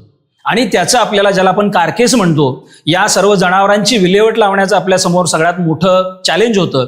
त्यावेळेस पशुसंवर्धन विभागाला, अर्थ मुव्हिंग असोसिएशननं, परत तुम्हा सगळ्या मॅन्युफॅक्चरर्स असोसिएशननं आपल्याला मदत केली आणि अगदी रेकॉर्ड टाइममध्ये आपण एका दिवसाच्या कालावधीमध्ये या सर्व जनावरांचं दफन अगदी सायंटिफिक पद्धतीनं केलेलं होतं. म्हणजे कोल्हापूर हा जसा प्रत्येक गोष्टीमध्ये अगदी फोरफ्रंटला आहे, म्हणजे एक पाऊल पुढं आहे, तसं डिझास्टर मॅनेजमेंटमध्येही Kolhapur is always on forefront. आपण संपूर्ण महाराष्ट्रालाच नव्हे, देशाला नव्हे, तर जगाला बरीचशी उत्तम उदाहरणं घालून दिलेली आहेत. आपला पाठीमागचा संवाद झाल्यानंतर जे आम्ही अजून एक नवीन गोष्ट केली ती मी सांगू इच्छितो तरुण भारतच्या माध्यमातून. आपण भारत देशातीलच नव्हे तर जगातील पहिली ट्रान्सजेंडरला घेऊन डिझास्टर मॅनेजमेंटची टीम केलेली आहे. म्हणजे मी जेव्हा ह्या टीमची स्थापना आम्ही केली तेव्हा मला असं वाटत होतं की भारतातली पहिली असेल. आणि व्हेन आय मी जेव्हा AI ला विचारलं, गुगलला विचारलं, सगळ्या प्लॅटफॉर्म्सना विचारलं, तेव्हा त्यांनी मला अगदी उत्साहाने सांगितलं की ही देशातीलच नव्हे जगातली पहिली टीम आहे की जी तुम्ही कोल्हापूर जिल्ह्यामध्ये केली. नाव आय एम हॅपी की बाबा जर अशा पद्धतीची परिस्थिती उद्या उद्भवली तर स्त्री पुरुषांच्या मदतीला ट्रान्सजेंडरही आपल्याला या कामामध्ये मदत करणार आहेत. हे कोल्हापूरचं वैशिष्ट्य आहे. आमचं आज उणीव आम्ही नाही बोलवलं, आज बोलवायला पाहिजे. नाही हरकत नाही, म्हणजे हरकत नाही. They will be on forefront always. ह्या गोष्टी आहेत. बाकी कोल्हापूर शहराचा जर आपण विचार करायचं म्हटलं तर प्रामुख्यानं प्रशासनामार्फत दिल्या जाणाऱ्या ज्या सूचना आहेत, मी आपल्या माध्यमातून आवाहन करू इच्छितो की प्रशासनाच्या माध्यमातून दिल्या जाणाऱ्या सूचनांचं पालन लोकांनी केलंच पाहिजे. कारण त्यावेळेस जनसामान्यांपर्यंत, नागरिकांपर्यंत ही माहिती डायरेक्ट येत नाही, जी प्रशासनाच्या माध्यमातून दिली जाते. IMDचे अलर्ट्स असतील किंवा सिडॅकने दिलेले अलर्ट्स असतील, हे सगळे तुम्हा लोकांपर्यंत पोहोचवण्याचं काम प्रशासन करते. आणि आपत्कालीन परिस्थितीमध्ये संपूर्ण जिल्ह्याचे प्रमुख म्हणून जिल्हाधिकारी ह्या संपूर्ण जिल्ह्याचे पालक आहेत, कारण he is the head of disaster management authority. आणि त्यांच्या मार्गदर्शनाखाली आपण ह्या सगळ्या गोष्टींचं नियोजन करत असतो. आज मितीला जिल्हा आपत्ती व्यवस्थापनासोबत आपले साधारणपणे 1500 ते 2000 स्वयंसेवक जिल्ह्यामध्ये आपण तैनात केलेले आहेत. आपल्यासोबत जीवनमुक्ती सेवा संस्थेसारखी साधारणपणे 25 संस्था आपल्यासोबत काम करतायत. आणि या सगळ्यांचं पालकत्व जीवनमुक्तीनं घेतलेलं आहे, कारण ह्या सगळ्या संस्था जीवनमुक्तीची पिल्ली आहेत असं म्हणायला पण हरकत नाहीये. तर साधारणपणे we are fully equipped, we are fully manned. कारण इक्विपमेंटचा जरी आपण विचार केला तर संपूर्ण राज्यात सगळ्यात जास्त इक्विपमेंट कोल्हापूर जिल्ह्यामध्ये आहेत. अगदी शेवटच्या चंदगड तालुक्यातल्या शेवटच्या गावापर्यंत, चंदगड तालुका हेडक्वार्टर जे आपल्यापासून 135 किलोमीटरवरती आहे, तिथंपर्यंतही आपण पोहोचलेलो आहोत. आपली साधन सामुग्री, आपले स्वयंसेवकांची फौज तिथं तैनात आहे. त्यामुळे नागरिकांनी कुठल्याही पद्धतीचं पॅनिकनेस, भीती बाळगण्याचं कारण नाही आहे. फक्त अजून एक जो उल्लेख करायचा की अफवांवरती विश्वास ठेवू नका. जर तुम्हाला मदतीची आवश्यकता असेल, एखाद्या घडलेल्या घटनेबद्दल सांगायचं असेल, 1077 हा आपला टोल फ्री नंबर आहे डिझास्टर मॅनेजमेंटचा, जो तुम्ही जिल्ह्याच्या कानाकोपऱ्यातून कुठूनही डायल करू शकता, कुठल्याही सर्व्हिस प्रोव्हायडरवरून डायल करू शकता. तो नंबर डायरेक्ट माझ्या नियंत्रण कक्षात येतो आणि इथून मग सगळ्या यंत्रणांना आपण पाचारण करणं, समन्वय साधणं, जर आपल्याला बाह्य मदतीची गरज असेल तर स्टेट ऑथॉरिटीज सोबत कम्युनिकेट करणं आणि त्या गोष्टीचं निरसन होईपर्यंत या सगळ्या लोकांच्या संपर्कात राहणं, हे काम जिल्हा प्रशासनामार्फत, आपत्ती व्यवस्थापनामार्फत केलं जातं. त्यामुळं कुठलीही भीती बाळगण्याचं कारण नाही आहे. जरी किती मोठ्या प्रमाणात पाऊस झाला आणि वॉटर लेवल्स अजून वाढल्या, तर मी सांगू इच्छितो की आपल्याला 56 फुटांचा अनुभव आहे. म्हणजे जोग सपाट बरं का सचिनजी, म्हणजे 21ची जर आपण पातळी बघितली तर 56 फूट 3 इंच, म्हणजे जी आजपर्यंतची सगळ्यात महत्तम पातळी आहे. 56 फूट 3 इंचाला जाऊन आपण काम केलेलं आहे. ज्यावेळेस नॅशनल हायवे कोल्हापूर शहराचे 3ही बंद होते, पुणे बेंगलोर हायवे आहे, कोल्हापूर गगनबावडा आहे, कोल्हापूर पन्हाळा आहे, अशा सिच्युएशनमध्येही आपण त्या परिस्थितीला तोंड दिलेलं आहे. पाण्यातून आपण शहरातला सिलेंडरचा साठा रिस्टोर केलेला आहे, पेट्रोल डिझेलचा साठा रिस्टोर केलेला आहे. We have a bundle of experience. त्यामुळं जिल्ह्यातल्या नागरिकांनी अगदी निश्चिंत राहावं. तरुण भारतच्या माध्यमातून मी तुम्हा सगळ्यांनाही शाश्वती ही खात्री देऊ इच्छितो की कितीही मोठं आसमानी संकट जर कोल्हापूर जिल्ह्यासमोर उभं राहिलं, इथं बसलेला प्रत्येक घटक या संकटामध्ये तुम्हा सगळ्यांना अगदी सुरक्षितरित्या बाहेर काढण्यासाठी सत्वर तयार आहे. आणि कोणत्याही पद्धतीची दुर्घटना, कुठल्याही पद्धतीची आपत्ती आपण कोल्हापूर जिल्ह्यावर येऊ देणार नाही, यासाठी मी आपल्याला ग्वाही देतो. तरुण भारतचे परत एक वेळ धन्यवाद.